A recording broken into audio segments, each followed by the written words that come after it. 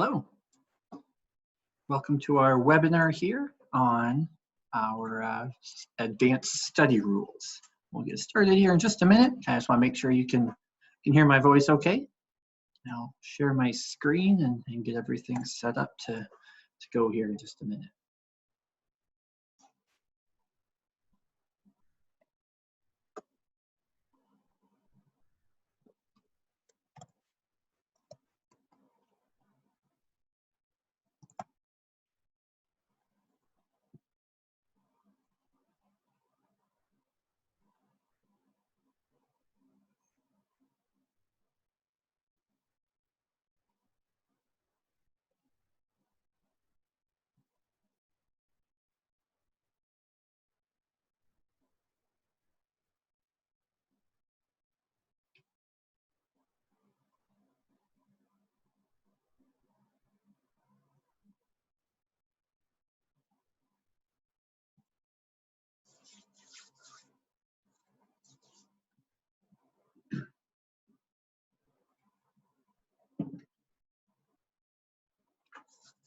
All right, so it's the top of the hour, so we'll get started here.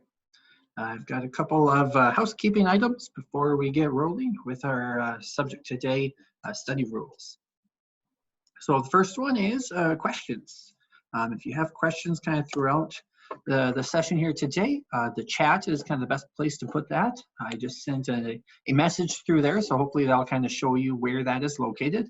It works really good in the past, just to type in questions. You know, if I get moving too fast, you know, something else you want to know about, you know, need some clarification on something, definitely drop a question there in the chat. Normally I'll see it kind of out of the corner of my eye.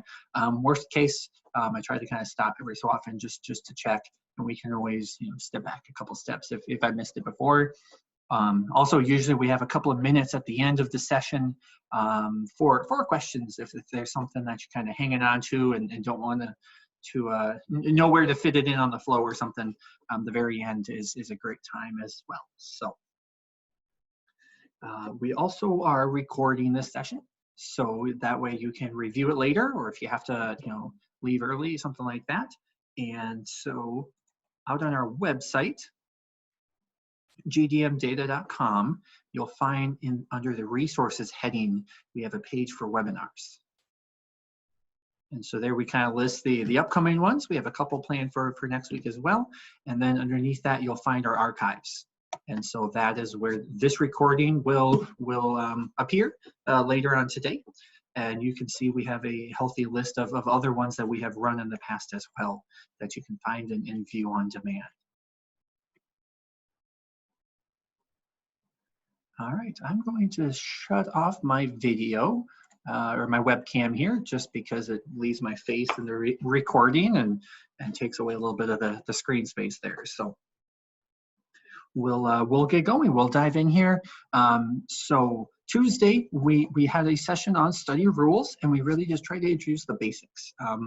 You know, really the focus was not so much on all of the different rules and what you can do with it, but really just the baseline of let's add some rules in there, talk about validation, kind of how that's a way to check if you have fit the rules and things like that. And so today, kind of our main focus, we're just going to walk through all of the different combinations of the rules. Really, there's a great host of them. Really, last time we were really focused just on a required and a recommended entry field that you should fill it in. You know, required was you have to fill it in. You get an error and your validation fails if you haven't filled that entry value in. But the recommended was a little bit looser. You get just a warning. And so you still see it in the validation, but the study can still be considered valid even if you haven't you know, fit and put something into that field. So today we'll see that required and recommended. Those are still used in some other features as well, and there's some other tools and utilities as well that we'll cover too. So essentially, I've just got a study here that has quite a few different rules, and we'll kind of add our own as well as we go too. we're just going to kind of talk about the various options here. So the first one I want to show off is the limit validation list. And so that one, I kind of call it a predefined rule. You'll find it here in the rule ID. You know, like I said, we talked about those two primarily, but there's several in this list that here, if I choose this limit validation list, you'll see the whole row fills in for me. There really aren't any other options as you go through. You know, when we were doing required rules where we wanted to, like this one here, where we were requiring a field in the site description, you know, you had a bunch of different options. Is it the site description, is the treatment editor, and then all of the different fields there. I kind of call these the predefined rules because there's really no other options. You turn it on or you don't have it on. So this limit validation list, it applies to our assessment data header. Specifically, the crop and the pest is going to link us to the crop and pest in the site description. And it's always in place because you've turned it on. If you didn't want it in place, you just would remove the rule. You could also, the treatment column line, you'll notice I'm trying to type a key in there. You can't really pick treatments, or excuse me, you can't pick assessment columns either. It's in place. And so what that does is if I go to my assessment data editor, you may notice here in the pest and the crop, it actually looks a little bit different than it did before. There's actually 3 components to that pest ID code row, and there's 2 components to the crop ID code row. And actually previously the term would have been just crop code and pest code, but now we have an ID in there.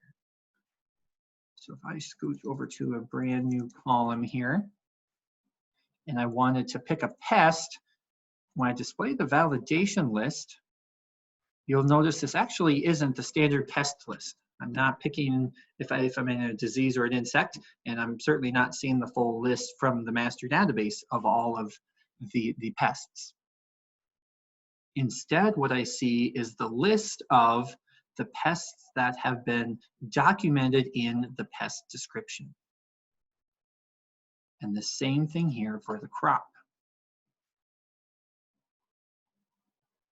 So the goal of this is to, you know, probably twofold. Number one, you want to ensure that any pest that you would encounter, you know, that the trialist would encounter is documented in the pest description. So they can't, you know, neglect to do that. You know, perhaps you have one planned, you know, one type of weed is the main focus, but turns out there's a couple others that we want to evaluate because they were present in the trial, and they just go ahead in their header document those. Well, you really want to make sure that you would also then go back and add it to the pest description. And so this rule will make them do that because you can't you can't choose one from the main list unless you first add it to that list.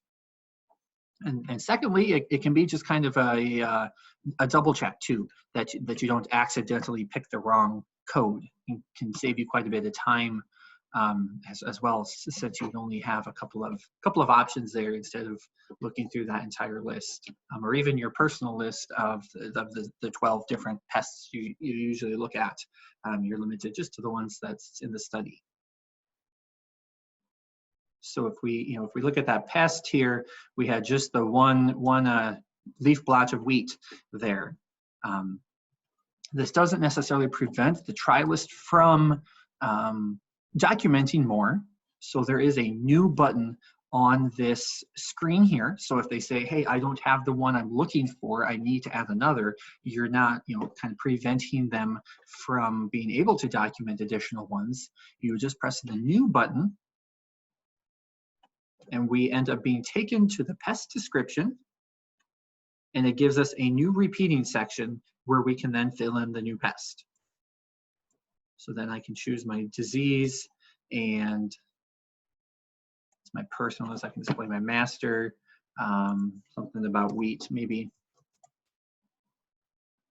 I'll just pick a pick one here about wheat. So there, now you can document an additional pest that we're looking at if that was present in the study. So now I can come back to my assessment editor here and open it up, and now I have that option. So now I can go ahead and fill in my assessment with that new pest. So it's a very handy thing just to turn on and run with. It's not going to prevent people from adding things if they need to, but they don't aren't limited in a fashion. If I put my cursor in the field and press 1, it doesn't necessarily find it.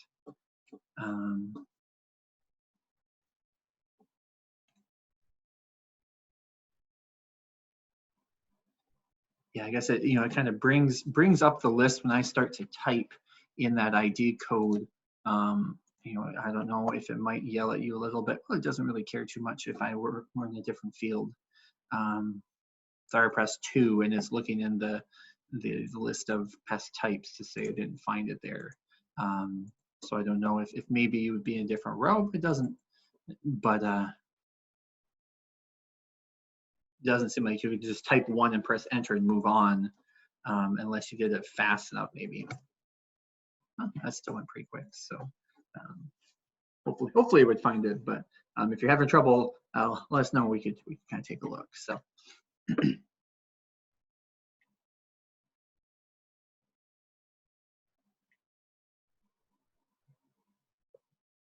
All right, so that's the limit validation list. Let's go here to the treatments. The next one I want to demonstrate is locking a field. So you can kind of lock a field down so that edits cannot be made to the value in the field.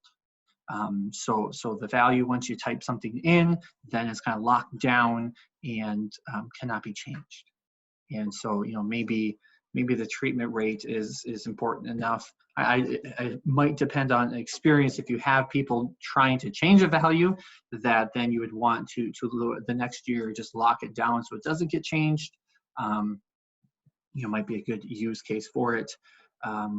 Otherwise, there might not be a compelling reason to use it unless you need to lock things down. But here's just kind of how you would do it. If you right click in the field, kind of just like we had required values be filled in, we can require to lock the field to prevent edits.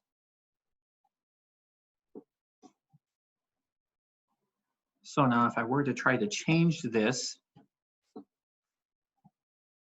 ARM will prompt and stop me and say it's the required rule to lock this field is defined. You cannot change that value.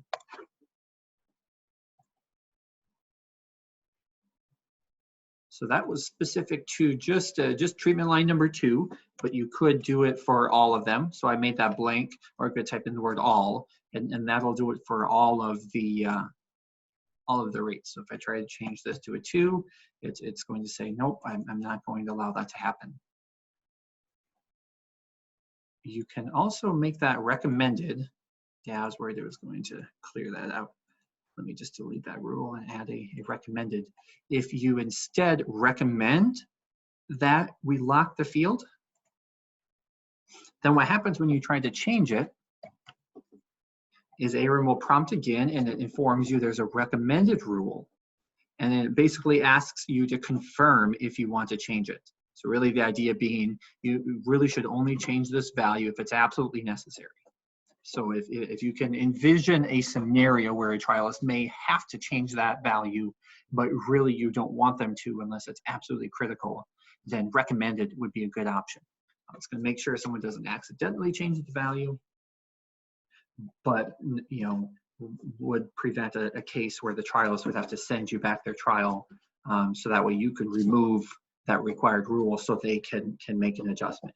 That would be kind of the one downside. If you did lock it down to be required locked field and they had to change the value for some reason, they're not going to be able to, and they'll have to send the sponsor the file so that the sponsor could either make that change. You'd have to delete off that rule and make the change is what would have to happen. So recommended might be a nice way to still communicate that the value really should not change, but then not lock yourself into a situation where it can't be changed. And it probably really depends on the field. So that's kind of where it's a little bit tough to train on rules with so much generality, because really it depends on what value you're looking at, maybe even the research you're doing, whether you choose required or recommended, and some of the rules that you can do. Just depends on the scenario that may play out. There was also, since I went to the treatments editor, there's some other options here in the treatments for locking fields. You can actually lock an entire treatment line. So if you don't want any part of this treatment line to change, you can do that. So now I can't change this to a liquid. So really, instead of going field by field, the entirety of that treatment is locked. And that even includes filling in additional columns. So you may need to be careful on that, but I think with treatments, you could potentially get away with that in some scenarios, whereas other locations you might need to add more information, but the treatment line, you can completely lock that down if you need to. And again, it would be the same thing whether you require it and recommend it. There could just be a prompt each time you try to change a treatment component. If you had recommended that you lock a treatment line, then they won't be prevented, they'll just be prompted about it.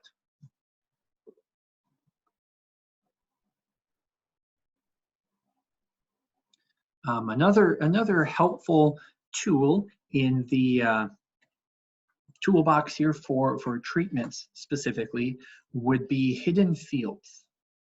So you can actually hide a value, you can hide a field, on the treatments editor, it would be hiding a column from a user.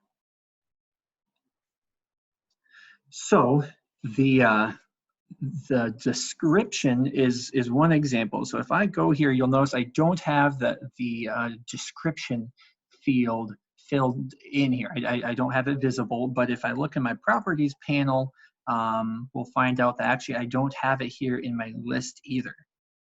So there's no way to view the description column. And that's because I have hidden that field with a rule. If you note in my study rules, you just look at the rule numbers. I got 1 through 6 and it skips to 8. So that's actually a little indication that there is a rule that is hiding the value.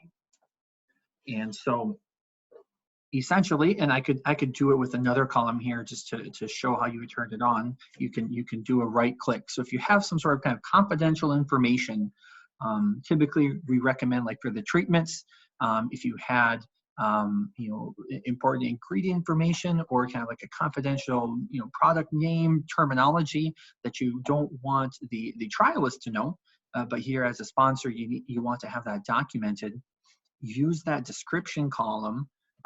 Or if lot code is something you want to share, whatever it is that you don't want to share, oops, I blocked that row, then you can right click and make that hidden. Now you have two options here, and so essentially you're deciding who should have that field hidden. So basically, if I choose, if not me, then anyone, any ARM license that would open up this file besides my own license, anyone else is not going to see that information. In this case, in the treatments, it's going to be the whole column gone. They won't see it. Just like we can't find the description column right now in this study. It's gone. I can't see it.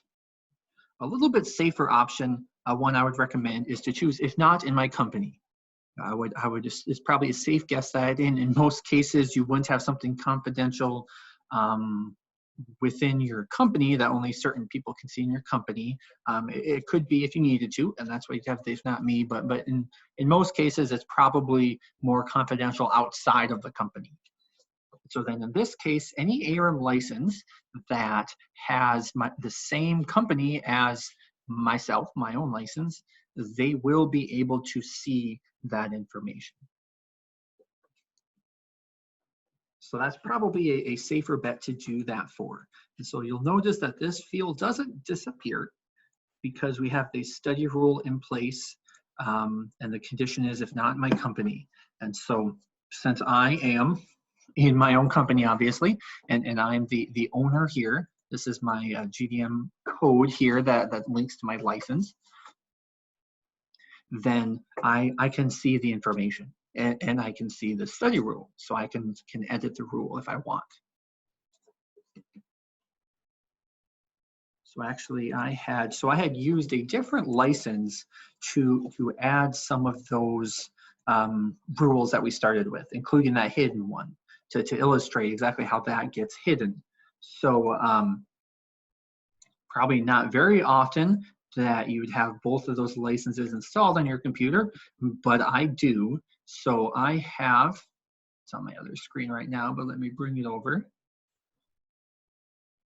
I'm opening up the same file with a different license. So it's read only, but I just really want to show that study rule number 7 is a hidden field, and it's hiding the description field.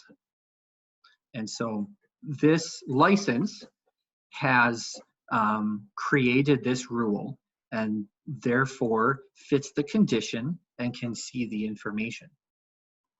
So we'll pretend in a way, this is the sponsor, imagine that this is the sponsor. I can see the description column. So there I've got all of my super secret classified information there that I can see because I'm the sponsor and I created this rule. But when you are logged in with a license that is outside of that sponsor's company, this is what you see. There's no rule there at all. There is no confidential information. Yeah, so the owner ID, and I actually have a slide to kind of show those pieces. That's a good question why the owner ID can't be your name. But we'll show you kind of how to get that owner ID information. And so there's just a quick rundown of ownership because there's kind of 2 different layers. And so we've referred to the study rules owner, and there you saw the owner ID. And so that's kind of an identification code in our system when you have a license.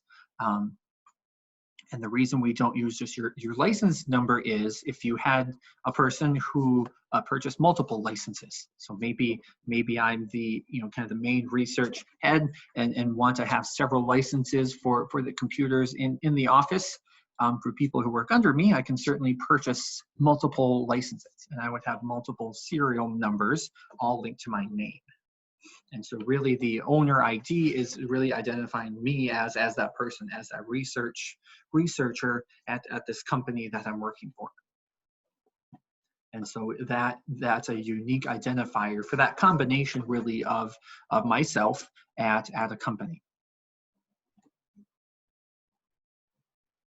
So when you add a study rule, then you become the owner of that rule. And so when you're setting those permissions, it's all referring to you as the owner. You're talking about everyone in my company can change that rule. In the hidden field case, anyone that's not in my company, this information is hidden from them. So that is used there. And so you can find that information. You can figure out your owner ID by going to help and then about ARM.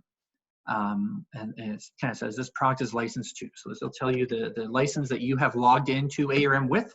It'll tell you your name, company, serial number, and then that GDM ID code is what we use.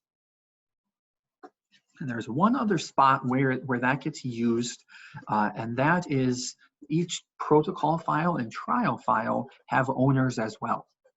So when you create a protocol, you become the owner of that file. Then if you were to send that protocol to a trialist and they generate that trial, then the trialist becomes the owner of that trial. And here, this screenshot was from a trial file. So you'll notice that the trialist, in this case, it was the trialist is the GYELMA, but the protocol writer still maintains power as well. So in a trial, there's kind of a dual ownership where there's the trial owner, but then the protocol owner still also has comparable permissions, if you will.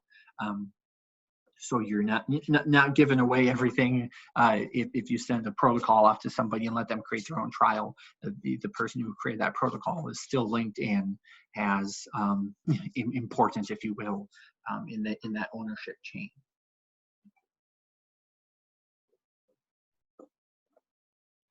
So I guess I don't have a great answer for that owner ID.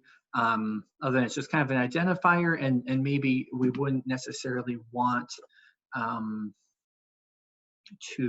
I don't know if we get in trouble with the GDPR thing about having personal information there. I don't know for sure if that's a good reason for that or not.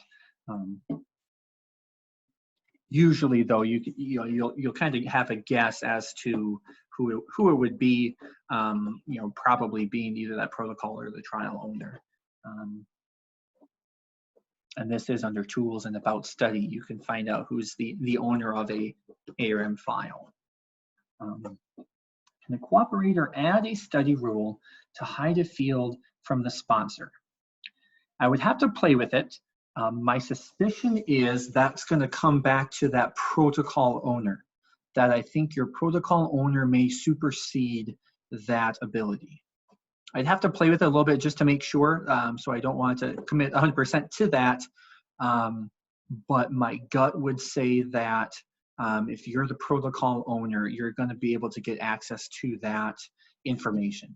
I don't know if there's a good use case where a cooperator would do that, because really that's, they're trying to provide you information, so it wouldn't do them super great to put in information that you wouldn't want to see.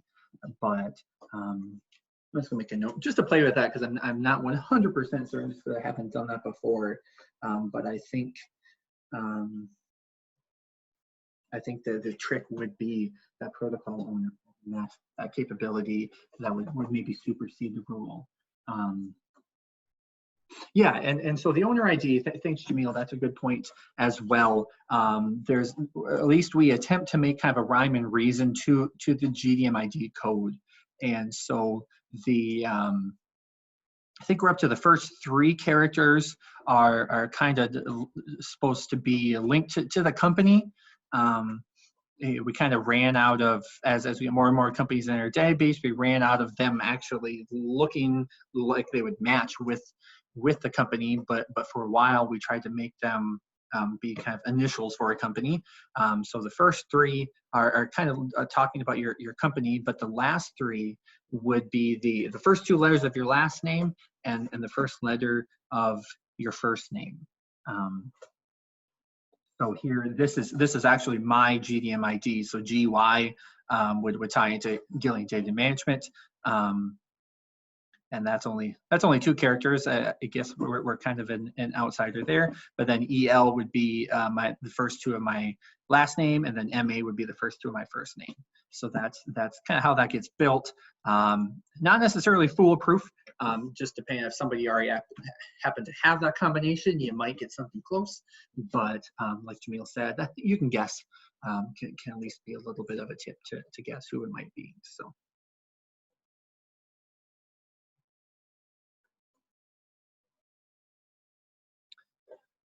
So that's hidden rules. I guess one thing I want to note, and I think it's something that we noticed somewhat recently, and so we may address it in development. But there's a mild quirk, if you will, with hidden fields, in that you have this permissions, which is referring to who can edit the rule. Well, for a hidden field, we also have, the condition is really referring to who does this rule apply to. And with the hidden field, then it also means that who has access to this rule at all. Because as we saw with that rule number 7 there, I don't even see it when it's hidden. And so we're considering whether it makes sense just to make the rule in this editor visible, and that might fix that problem. But otherwise, just note kind of that subtle difference in what you're choosing with the condition and the permissions, as far as being able to switch to. You could, in theory, put the condition of if not me, so only my license is even going to be able to see this rule, even though the permissions was everyone in my company, so others in my company could edit the rule, but it's kind of goofy because right now they wouldn't be able to see it. So just a little tidbit that might actually be resolved in the future too, if we just make all of those rules visible, but keep obviously the information gone. So that's a big one. It's certainly a kind of a big time subject when you start to talk about confidentiality. But I think it's nice to be able to put in information, and you can hide a lot of different other fields. So there are some fields on the header. Some fields on the header you could hide, and some fields in the site description too. So you have those good choices there, and it's a lot easier if you just were to be on that editor and say, oh, this is information I don't want them to see, just to right click and put the hidden field rule on it. A lot easier to choose. But I think the treatment is maybe the best, the best example that you might have some confidential information that you don't want seen. So.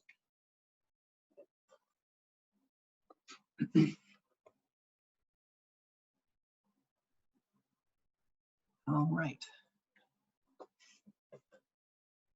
So the next one here is actually a rule I already have in place. It's rule number 2. And so it is strict validation.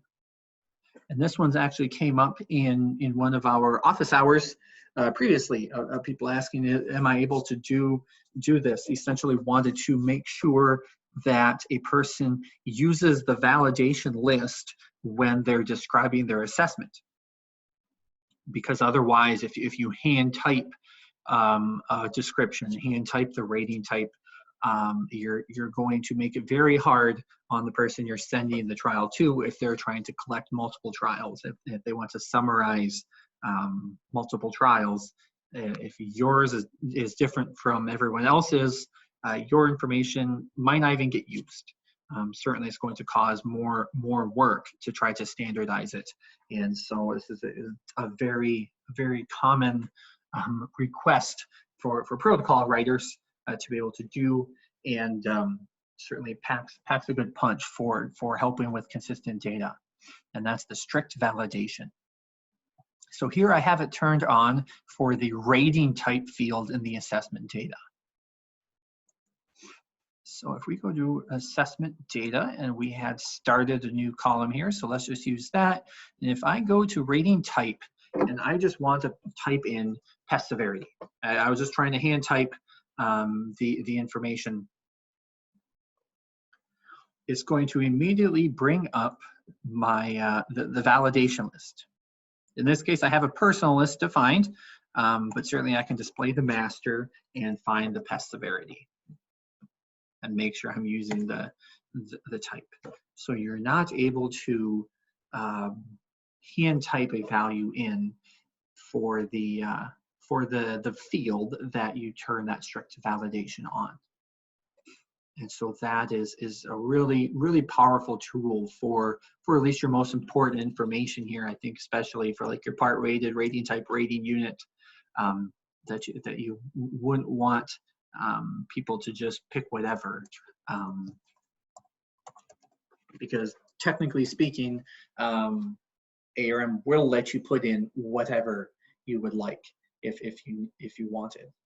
Certainly not a best practice, but we leave that We'll leave that open in case there is something that's not in our list. You could have that flexibility, but normally we'd like to hear as well if that's the scenario. But the strict validation then will ensure that that is not allowed. So you can do that with a right click for that certain field to do a strict validation. So if you turn that on after the fact, so it actually has a value here that's not valid, that'll pop up then when we do our validation, which we kind of showed on Tuesday. And there it says that's an invalid entry. Oh, this is column 9. Because we turned on that limit validation list and I didn't pick from the list. Let me just log the errors so we can see. Yeah, those are all not very happy.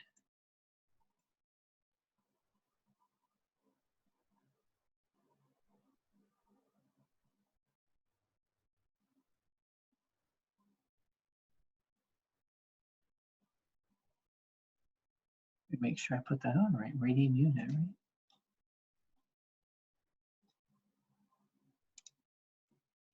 right? Make sure it's applied to all of our columns.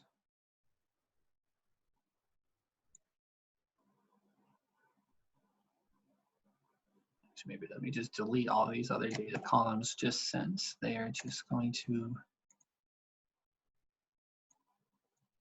muddy everything up. There we go. So now when I do that validation, I had an invalid entry kind of before I put that rule in place. It'll catch it then and say, hey, that's not valid. The rating unit that we put in here is not okay. You have to pick from the list. And if I start to try to type, it'll take me then to the master list. And you can correct that value, which is obviously a pest severity. Maybe it would be more of a percent.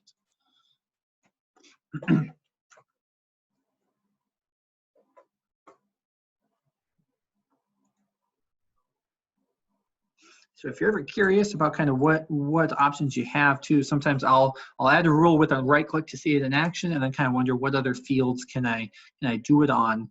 You can use these drop downs here to just kind of take a peek. So like site description, not sure why I popped that up here. There's just one option here where we can insist that some of the treatments, treatment fields, things like that you can kind of insist on. But I think the assessment data is probably the most common one that you would want to ensure, something like the part rated, the collection basis, things like that. Make sure that you don't just hand type something in, but that it's chosen from ARAM's list. So.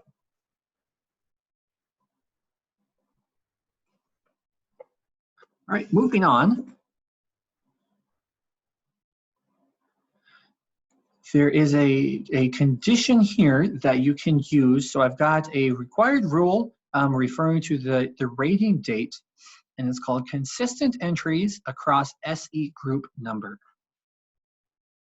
So what that does for us, actually now I'm wishing I had deleted all of my columns. So let me see if I can undo, otherwise I can always just close out and reload. There we go. Add all my columns back here.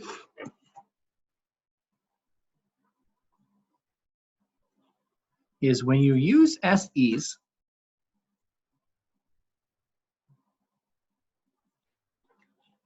these three SE columns come into play. And so real briefly, an SE is a standard evaluation. Essentially, you take a data column, the header that you use to describe a data column, and you can save those components to a file.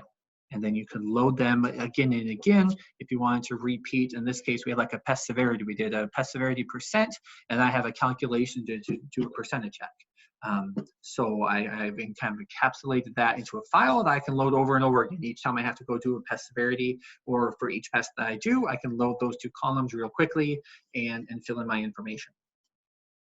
When you do that, it fills in the SE name. So this was the name of that file I had given it. And since this is a multi-column SE, these two are kind of linked. They are linked when you add them in, and ARM does that linking by giving them the same SE group number. It's an arbitrary number. 14 in and of itself doesn't matter at all. Just the fact that there's more than one 14 links these two together. So ARM knows that they're a couple. They belong together. They shouldn't be split up. They're linked. So if I try to delete one, ARM will notice that they're in a group. Do you want to delete the whole group? Because it'd be rare you want to just remove one and not the other. Things like that. So this study rule, we said in the rating date field, I want to have consistent rating date across SE group number. So this does two things. The first thing is it helps autofill. So when I go in here and fill in my rating date, let's say we're about to fill in the data, so that's today. When I hit enter, it auto-filled across all of the SE group number 14s. So it's a quick little time saver, if nothing else, that it'll find all of those in that group 14. So presumably all of them that have been imported from that single SE file, and will automatically fill in that information that I entered in the first one. So a nice time saver, and it's also a consistency check. So if later on I came back here, or I just moved to this next column and absent-mindedly chose a different date, when I leave the field, ARM's going to say, wait a minute, I've been told through a rule that this needs to be consistent. So what it can do is then, okay, you updated it to be the correct date, so let's backfill and copy that to all of the STE group number 14s, the new May 6. Or I can say cancel to go, oh yeah, you're right, I'm not supposed to be changing this value because they're all the same. So I'll say okay this time to say, yep, that's actually the new one I want, and it'll autofill with that link. It's kind of linking by that group number. So that's kind of a nice thing, and we touched on it when we did our SE webinar, which you can catch in the archives, but that's a really handy thing to include in an SE. So when you're building your SE description, your SE file, if you have that rule in place and you choose to include, for example, the rating date row, then the rule itself to have the consistent value will come in that SE. So that way, when you put that SE in place, you don't have to remember to put that rule as well. That'll come right along with. So that is kind of a nice plus for that.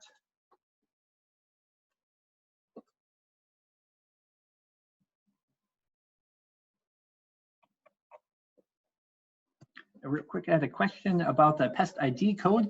I've got two arrows, and yours only has one. So I don't know if you mean these kind of buttons internally in here. If that's the case, we ended up with multiple of them because we turned on the limit validation list. So in your study, you might have, if you have not used the limit validation list, so let me delete that rule off. Now you'll notice that we lose one of those fields. So now there's only two. That third one that gets added is the ID number to refer back to your site description. So hopefully that helps. If it doesn't, we can kind of work offline on that too if yours is displaying something different still.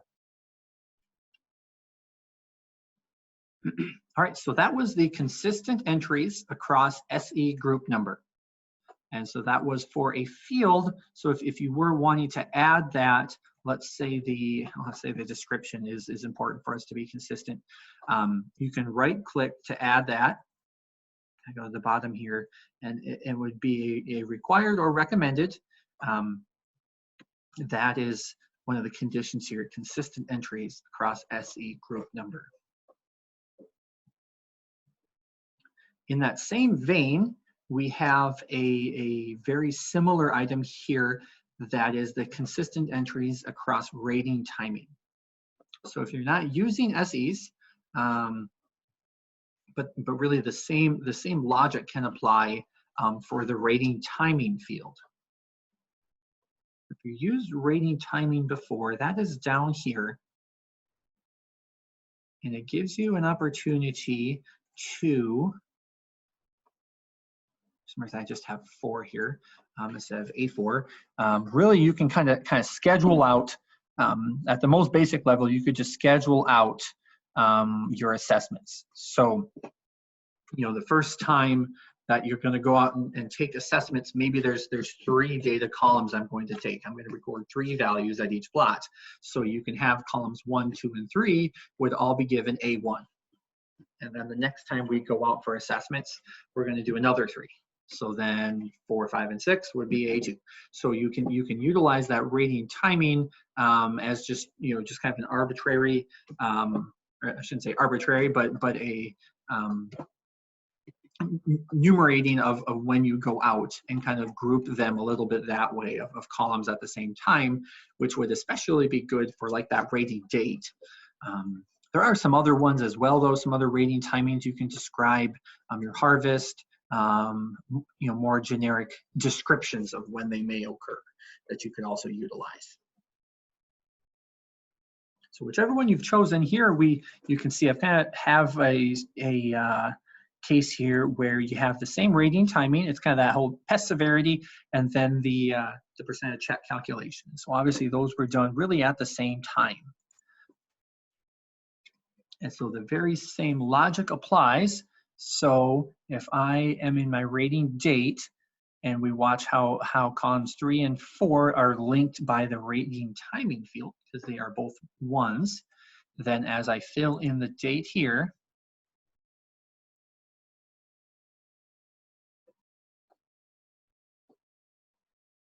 then it's notifying me that, hey, you have this in place, that we're going consistent entries across rating timing.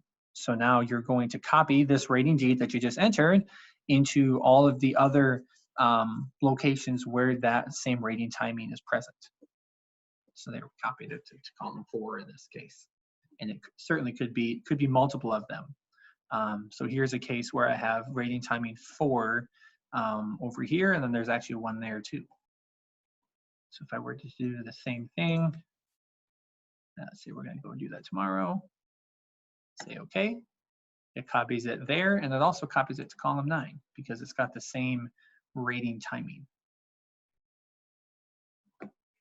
And again, especially why I'm not quite sure why I have them all out of order. So you may accidentally, as you're chugging along, filling in your columns, come back here and pick the wrong date.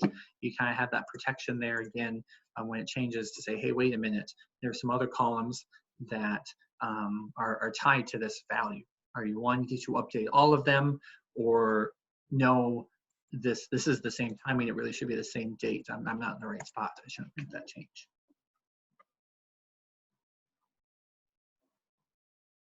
Depending on whether you use SEs or you like using the rating timing, those are pretty nice. It's a time saver for kind of autofilling, and that's also kind of a double check too, to make sure that you don't accidentally get something off that really should be consistent.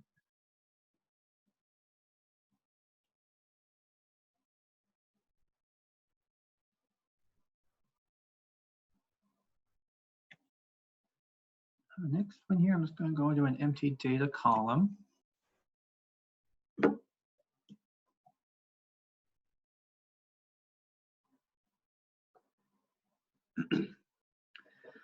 So this one is called assessment values. And essentially what it does is you can define your own custom data range for a column.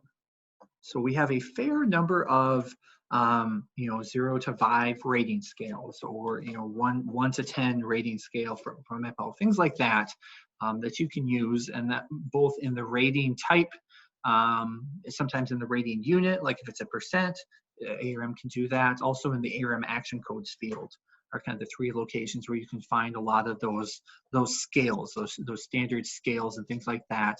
And that'll limit what you can enter in the data column to those numbers. If you have kind of a crazy data range that doesn't fit any of those scales, then you can use this assessment values rule to define your own range. So you could also do a less than or greater than or equal to. So it doesn't have to be between two values, but it has to be larger than 7 or whatever reason. And you would just fill in that value. There's a nice little description just to kind of clarify what you're defining here. The valid entries are greater than or equal to 7. I think we put this in. I don't remember what they were doing specifically, but it was an angle was really what they were filling in. So they wanted valid entries between 0 and 360, or just shy of it. 360 would be equal to 0. So I think that was the one screenshot I saw when we had added this feature, but certainly it'd be useful in a lot of cases. Another reason you may want to do this would be if you're in a calculated column and you want to make sure that the entries are valid. So you know, in this case with the pest severity, it's a percent. So I can't type in 110. ARM's going to say, hey, that's not valid. It doesn't make sense. You're trying to give me a percent.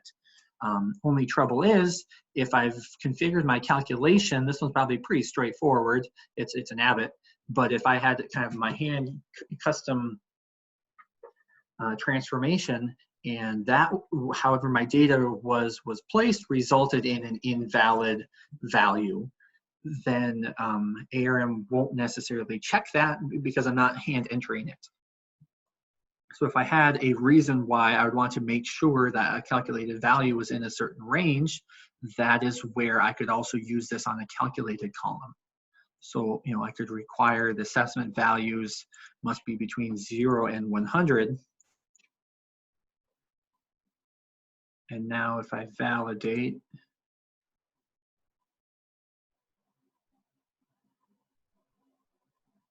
you'll see this last error here, assessment data in column 15, plot 101, and that's treatment number 3, must be between 0 and 100.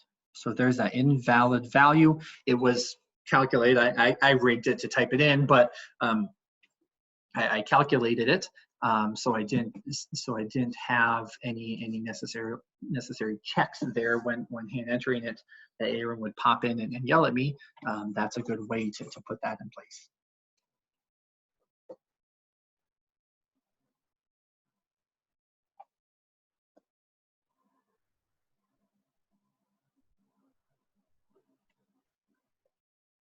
Rule number 4 here is also related to SEs. And so we're going to look again at that SE name field. And so in this case, what we want to do is if somebody changes the rating type value, so kind of if we're changing the description of a column that has been imported from an SE, then we should change the SE name so it won't be matched later on. So kind of a nice thing with if I have like ST and it's really slick then to match on like SE name, because I know that I've brought in that SE that I must have my standard columns because I've given it that name. And so anywhere that I would find that SE name, I can be pretty confident that it's that same assessment. Only trouble is, what happens if the trialist were to change the rating type, change some description of that column to put in the data as they had planned to. You would maybe unwittingly be combining data that's not really the same if you were just going off of SE name. So here I'm going to say, okay, if they change the rating type value, I'm guessing they're changing how they're rating it, whether it's a totally different rating and they're not realizing they're repurposing this column, or maybe they're going rogue and doing their own system. And maybe the rating unit would be a good candidate for this too, if they're gonna, instead of doing a 1 to 5 scale, they're gonna do a visual percent or whatever. You can turn this on, and then what will happen is, let's go to the assessment data and try to change a rating type. So here's our example, where's the pest severity and percent, and maybe I'm changing my mind accidentally or on purpose, that I'm going to do a phytotoxicity this time instead.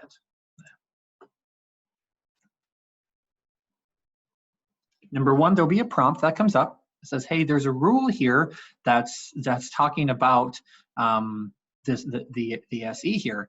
And so you're trying to change the rating type. And if you do change the rating type, we're going to modify the SE name. We say, sure, you don't know what that totally means, but I'm convinced I'm going to do this rating this way. Then what happens is we put parentheses around the SE name. Doesn't seem like a big deal, and to a human, it's pretty clear still we're talking about this fungicide 18 SE, but it's critical for a software program like ST, because this will drop this column from an ST if you're matching on SE name, or any database for that matter, any software if you were using ATD and trying to query and things like that. So it's a way to visually show something changed here from what I originally had my SE, and really nice, and also that software will also recognize that it's different if you're using SE name to match. So that can be done on a few different fields. The rating unit might also be a really good case where you would want that protection in place. And that's the modify SE name if entry changed. And so if I do change the name on something that wasn't linked to an SE, then the ARM isn't going to care. So again, we'll do another phytotoxicity instead of a pest severity. There's no prompting in this case because this wasn't part of an SE, so you're free to change whatever. It's really only going to affect columns that have been brought in with an SE that you wouldn't want to be tweaking that value. And again, that's a really handy thing to include in your SE file itself to have that protection in place.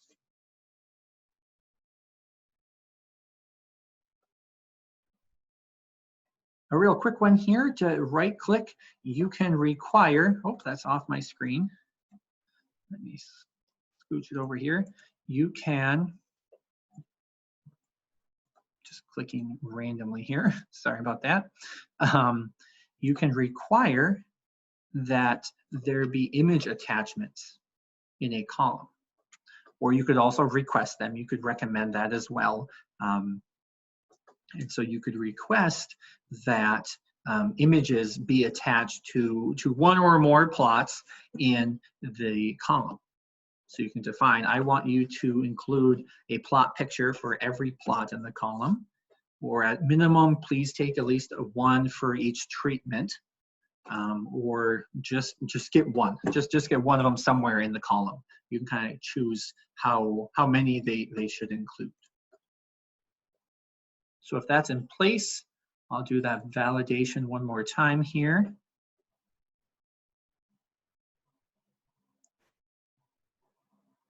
And there's an error here. Required image attachments are not included. So it didn't find the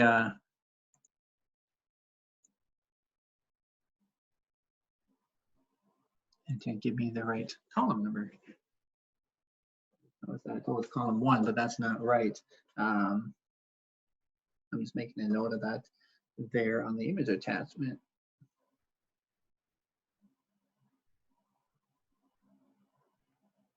But until I include a picture on one of those, or in this case it was every plot, maybe just for demonstration, I'll do one or more plots.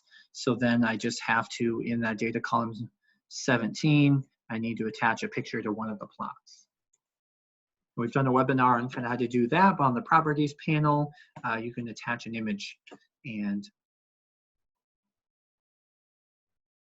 everything's a little slower if I don't trying to connect to all of my network tries probably.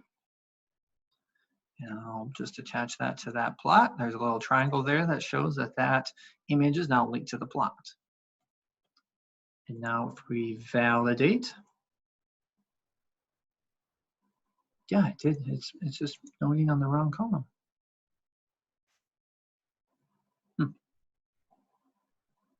Or maybe I already had one in place.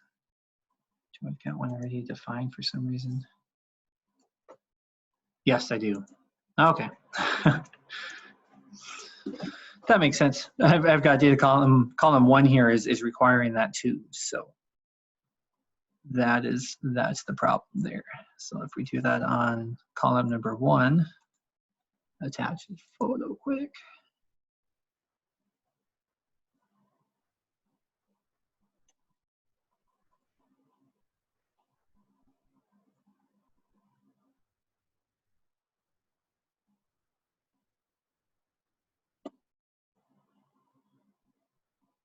I suppose on that one, I probably said every plot. Yeah, so that'll take a while to attach them to all of them. So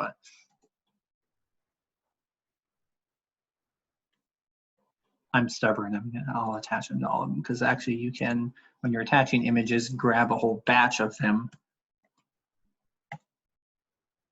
And then Aaron will attach them to all the plots. So like I said, we ran a webinar on that. So if you're curious about the details, and I'm just blazing through it really quickly. All right, we fixed that. So now we attached an image to all of the plots in that column, and so that rule is satisfied. And now we just have that recommended one about column number 15.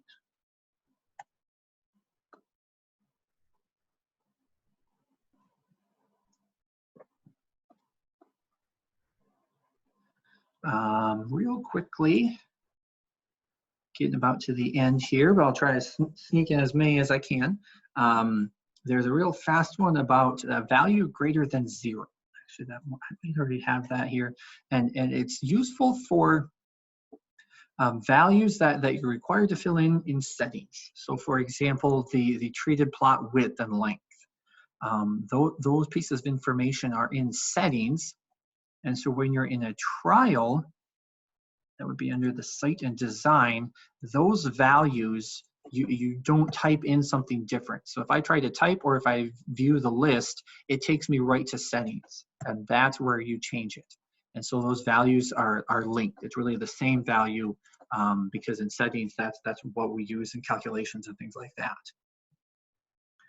So if you're a protocol writer though, and you want to make sure that a trialist updates their own width and length, there's really no good way to put a study rule on that settings value. We don't have rules for the settings. It's in the definition instead, those values. Well, I can't require that you fill this in because it's already going to be filled in. It has to be filled in with a number. Even if I put 0 and 0, which would be probably the best way for a protocol writer to say, I don't know what you're going to do. It still isn't going to work to require them to fill it in because it's always filled in. So as a result, we added this rule called value greater than 0. And so that's a way I, as a protocol writer, fill in 0 because I don't know the information, but there simply has to be a value there. Then when we validate that plot width is going to trigger and say the value is 0, but there's a study rule that says it can't be 0. So kind of a way to make sure that they fill in their own value. If there's just a handful of them in the settings that would do that. All right, so it is 11 o'clock. I'll try to go through a couple more real quickly. If you have time, if you have to run, thanks for joining us today. I'm going to try to do a couple of more of those predefined rules. And one of them is a question I just got here on the create GUID.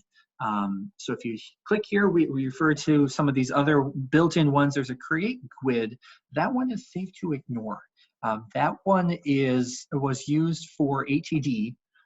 So if you had a trial database, essentially a GUID is just another identifier. So kind of like we use the GDM ID code, the GUID is just a fancy, really, really long identification number that is used in databases. And so not one that you would have to worry about. I think actually now ARM automatically creates those whether or not this rule is in place. So you don't have to worry about that. GUID certainly sounds pretty serious and concerning, but it's not something that you need to worry about. ARM actually handles that automatically now. A couple other ones real quick. Lock trial name. So if you choose that one, it's going to fill everything else in, and it's going to insist that the file name of the trial match what your trial ID is. So that's one kind of a sponsor would probably want to have if they want to make sure that when the file is saved, the file name matches the trial ID. Otherwise, in theory, your identifying code here in your header doesn't have to match what file name you give it. But for some systems, they might have where they store their trials. You kind of assume that and need to use that, and so that rule is helpful to ensure that the file name matches the trial ID. It still allows you to save the file wherever you would like. It's just the name of the file that is limited to match. SEs we talked about quite a bit. Strict SE selection is a rule that will make sure that people are using the SE definitions table. So that one, you want to kind of check out our SE presentation, our webinar before, if you're not familiar with that. But if you are, basically we had shown on that how you can right click and insert SE from file. So you can choose those SE files that you have created on your computer. This will limit it so the SE name is only ones from the choosing it from the list. So I think it would be grayed out. Insert SE from file as grayed out. So you're basically would tell the trialist, please don't use your own SEs. Please use the ones here in SE definitions. And so I don't want you inserting from file. You need to use the list here of the SEs that I have provided essentially.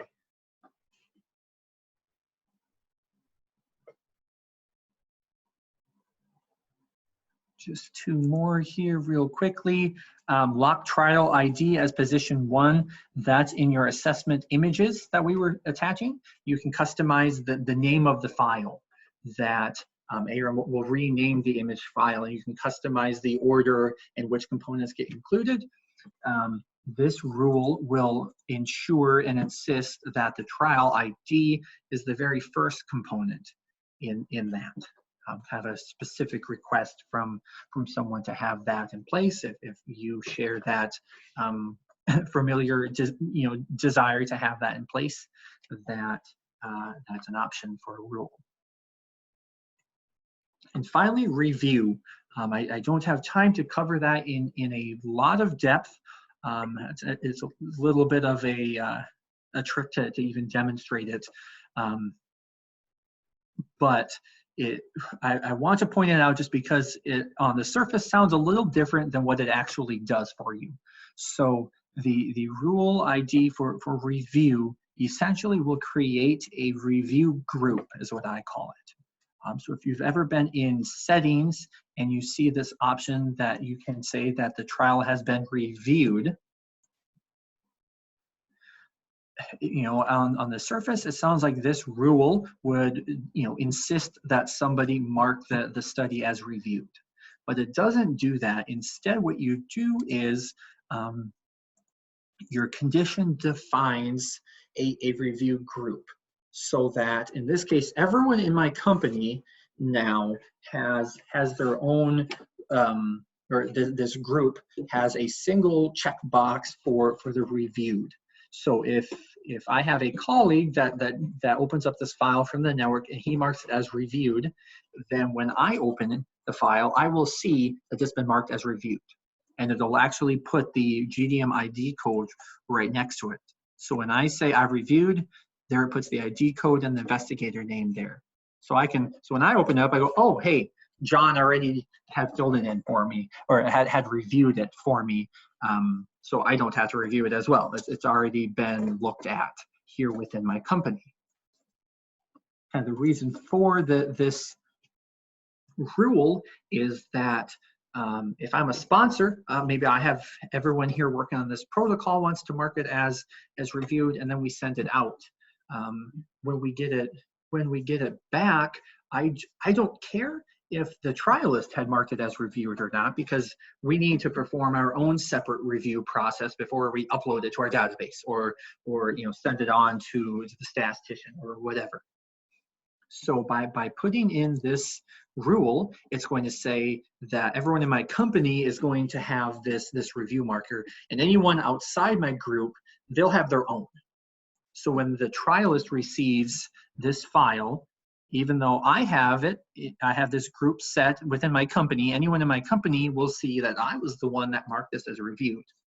But when I send it to the trialist, they won't have that check mark marked.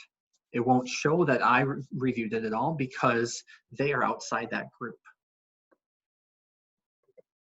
So the nice thing is, then the trialist, if they wanted to, they could open this up and put in their own review rule, and they would have it, everyone in my company, if they wanted, and anyone from the trialist company, they will see, in a sense, their own flag.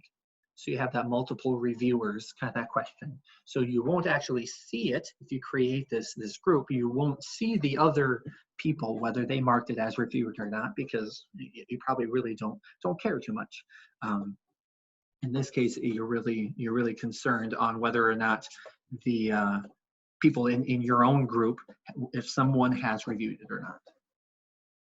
So like I said, it's a little bit different tool, and can be a little bit confusing at first. And definitely when you go to add the rule for review, it sounds like something a little bit different than what you get. So I try to call it a review group in my head, and that's really helped me get it sorted out in my own brain, at least, about what you're doing. Is you're not requiring that somebody review the trial, but instead you're really creating a review group of licenses, or maybe one person if you want. You could just have just the trial owner. I'm the only one that will see my own, essentially. So a little bit out there, but can be helpful if you do utilize that reviewed. I think the request came from a sponsor who at times would receive a trial where the checkbox is marked, the review checkbox is marked, because the trialist had wanted to clarify within their company, or even just themselves, that they wanted to they had reviewed it, but that flag doesn't help the sponsor if they have their own reviewing to do. And so that's really what this rule does. So. All right, I think that's the end of my list. I think that covers all of the different options there. As you can see, there's a great number of capabilities and tools there. Some of them are maybe a little bit more narrow in focus, really just a item added for a very particular need, but there's quite a few that are hopefully quite powerful. I kind of try to arrange these today in order of most open and probably readily used, and towards the end get to maybe the nitty gritty. So thanks everyone for hanging around even a little longer than most of these run for, and a good discussion. So I guess that's a wrap for today, and hopefully maybe we'll be seeing you again soon, virtually speaking at least. So thanks everyone.